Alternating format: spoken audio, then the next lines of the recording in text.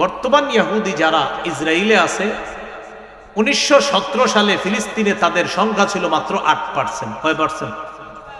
Hitler সবাইকে শেষ করে ফেললো, কিছু আসিল। এই 8% ইহুদি তখন ফিলিস্তিনে তারা চিন্তা করলো যে আমরা সারা দুনিয়ার ইহুদিদেরকে এখানে একত্রিত করব। করার পর বাইতুল মুকাদ্দাস আমরা দখল করব। দখল করার পর বাইতুল মুকাদ্দাস থেকে মদিনার মসজিদে নববী পর্যন্ত বিস্তৃত অঞ্চল তাদের অধীনে তারা নিবে, এটা তাদের টার্গেট।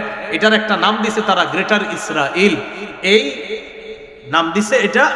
এটার মাধ্যমে তারা মদিনা পর্যন্ত বিস্তৃত অঞ্চল সাম্রাজ্য বানাবে, এই সাম্রাজ্য হবে তাদের প্রধান, আর সারা দুনিয়া তারা শাসন করবে, এটা তাদের টার্গেট। এটাকে আরবিতে বলা হয় সাইহুনিয়া, ইংরেজিতে বলা হয় জায়োনিজম। এটা তাদের টার্গেট, যে তারাই পৃথিবীর সবকিছু হবে, তাদের হাতে পৃথিবী চলবে, এটা তারা চায়, তাদের কর্তৃত্ব ক্ষমতা হবে। কত সালের কথা বলতেছি? 1917। কয় পার্সেন্ট ইহুদি ফিলিস্তিনে? মাত্র 8%।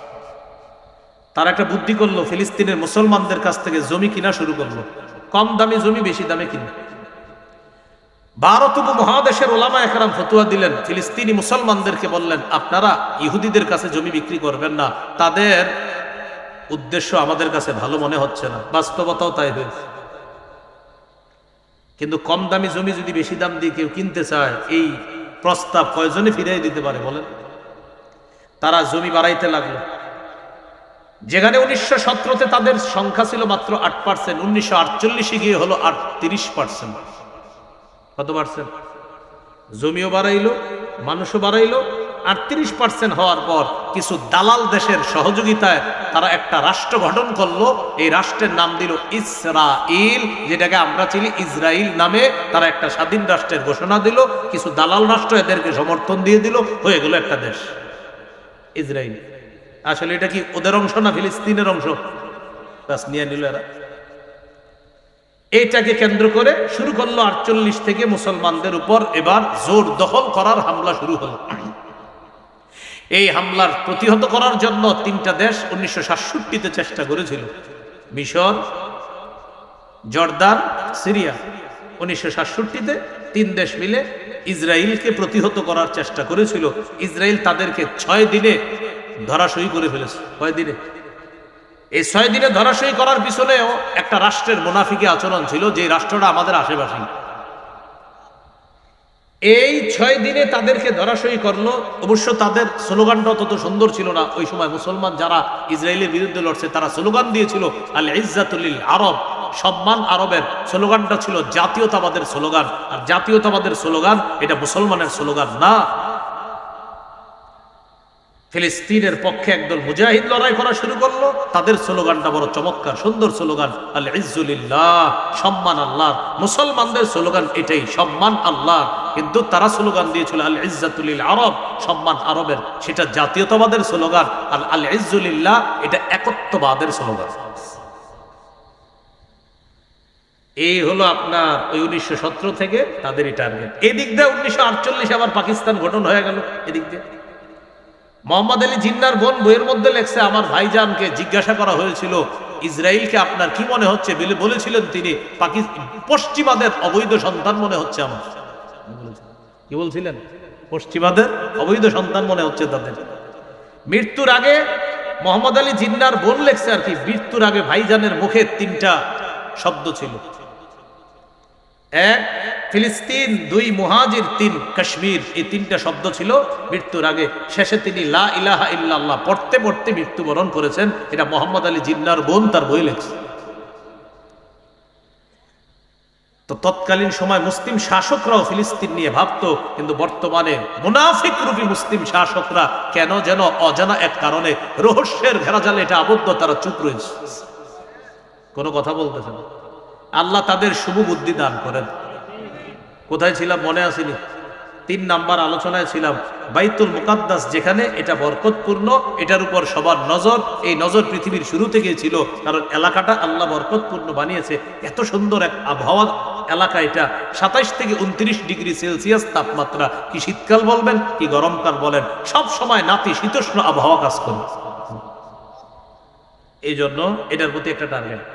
তবে মাঝে মাঝে এটাকে অমুকে তমুকে দখল করলেও যারা আল্লাহ বিশ্বাসী তাদের অধীনে এটা আগেও ছিল, তাদের অধীনেই থাকবে, চূড়ান্ত বিজয় মুসলমানদেরই হবে ইনশাআল্লাহ। এই হলো 3 নাম্বার আলোচনা। আজকের আলোচনা নাম্বার 4, আমার সাথে বলেন, পৃথিবীর সবচেয়ে দ্বিতীয় প্রাচীনতম মসজিদ বাইতুল মুকাদ্দাস। বলেন তো পৃথিবীর সবচেয়ে দ্বিতীয় প্রাচীনতম মসজিদ কোনটা? সহিহ বুখারীর বর্ণনা 3366 নম্বর হাদিস। আবু যর গিফারি রাদিয়াল্লাহু তাআলা রাসূলুল্লাহ সাল্লাল্লাহু আলাইহি সাল্লামকে জিজ্ঞাসা করলেন, আইয়ু মাসজিদিন মুদিআ ফিল আরদি আউয়ালু ইয়া রাসূলুল্লাহ, হুজুর পৃথিবীতে সর্বপ্রথম মসজিদ প্রতিষ্ঠিত হয়েছে কোনটা?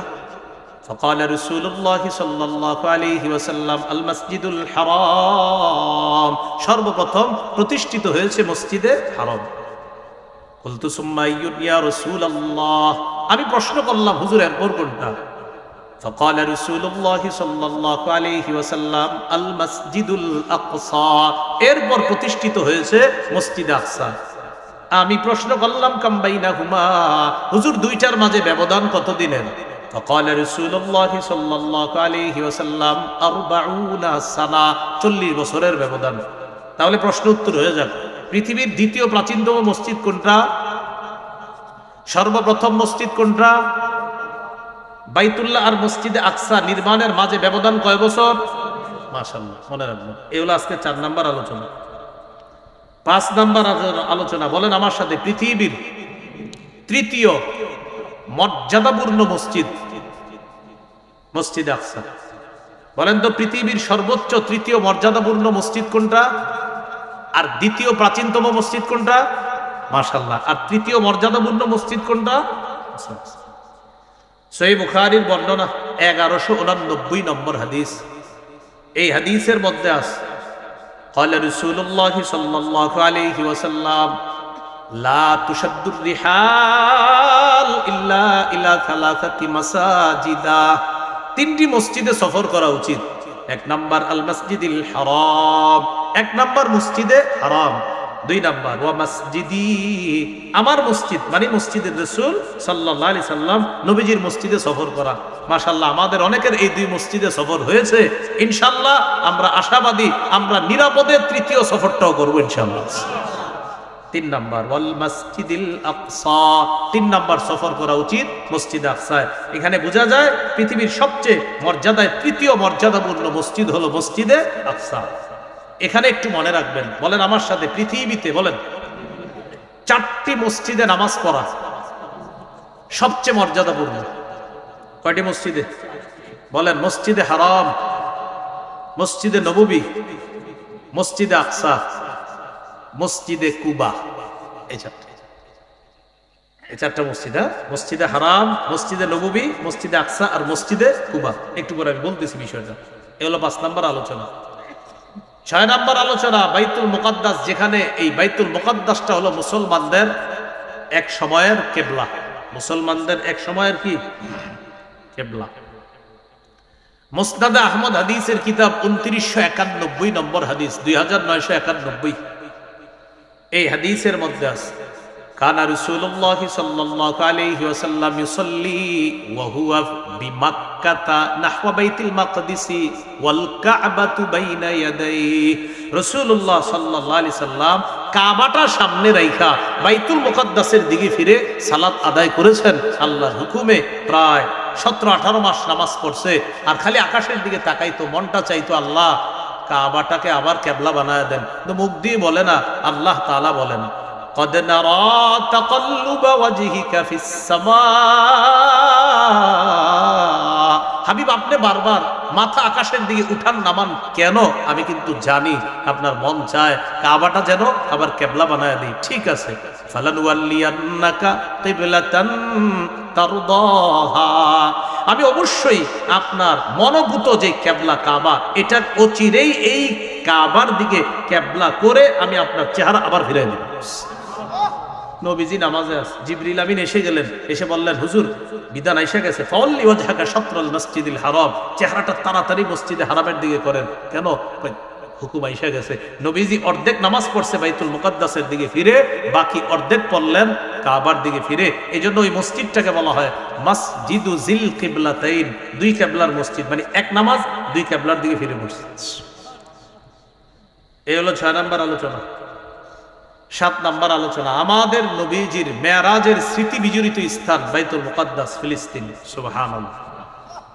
সহিহ মুসলিমের 172 নম্বর হাদিস, রাসূলুল্লাহ সাল্লাল্লাহু আলাইহি সাল্লাম বলেন, ওয়াকাদ রাআইতুনি ফি জামাআতিন মিনাল আমবিয়া। মেরাজের রাতে আমি যখন বাইতুল মুকাদ্দাসে গেলাম, আমি নিজেকে একদল নবীদের মাঝে দেখতে পেলাম। সুবহানাল্লাহ। ফাইদা মূসা কাইমুন ইউসাল্লি, হঠাৎ দেখি মূসা নবী দাঁড়ায় নামাজ পড়তেছে। সুবহানাল্লাহ। কোন নবী? মূসা নবী। ফাইদা রাজুলুন দারবুন জাদুন কান্নাহু মিন রিজালি শানুআ, মূসা নবীরে দেখলাম ছিপছিপে পাতলা লম্বা, চুলগুলা কোকড়ানো, যেন শানুআ এলাকার মানুষের মতো দেখলাম মূসা নবীকে। ছিপছিপে পাতলা লম্বা। পাতলা থাকা ভালো, কিন্তু এই পেট পুট বাড়ায় না। জিহাদের ময়দানে লড়াই করার জন্য এই পেট বাড়ানো যাবে না, পাতলা পুতলা থাকা ভালো না। নবীজি বলেন, ফাইদা ঈসা কাইমুন ইউসাল্লি, হঠাৎ দেখি ঈসা নবী দাঁড়িয়ে নামাজ পড়তেছে। আকরাবুন নাসি বিহি শাবহা উরওয়া শাবহান বিহি উরওয়া ইবনে মাসউদ আস-সাকাফি। জানো, ঈসা নবীরে দেখলাম আমার সাহাবী উরওয়া ইবনে মাসউদ যেমন, ঈসা নবীরে প্রায় উরওয়া ইবনে মাসউদের মতো দেখা গেছে। তাহলে ঈসা নবীকে কোন সাহাবীর মতো দেখতে? উরওয়া ইবনে মাসউদ আস-সাকাফি নবীর সাহাবী বলেন যে, নবীজি বলেন আমার সাহাবী উরওয়া ইবনে মাসউদ যেমন, ঈসা নবী প্রায় একদম উরওয়া ইবনে মাসউদের কাছাকাছি চেহারা। ওয়া ইযা ইব্রাহিম কাইমুন ইউসাল্লি, ইব্রাহিম নবীকে দেখলাম নামাজ পড়তেছে। ইব্রাহিম নবীকে কেমন দেখলাম জানো? আশবাহুন নাসি বিহি শাবহা সাহিবাকুম ইয়ানি নাফসা, ইব্রাহিম নবীকে তোমাদের সাথীর মতো মনে হলো, মানে আমি নবী মুহাম্মদ সাল্লাল্লাহু আলাইহি সাল্লাম যেমন দেখতে, ইব্রাহিম নবী একদম প্রায় তেমন দেখতে। রাসূলুল্লাহ সাল্লাল্লাহু আলাইহি সাল্লাম বলেন, হানাতিস সালাহ, নামাজের সময় হয়ে গেল। ফামামতুহুম, আমি সামনে গেলাম, আমি ইমামতি করলাম সবাইকে, আমার ইমামতিতে আল্লাহ তাআলা নামাজ আদায় করালেন।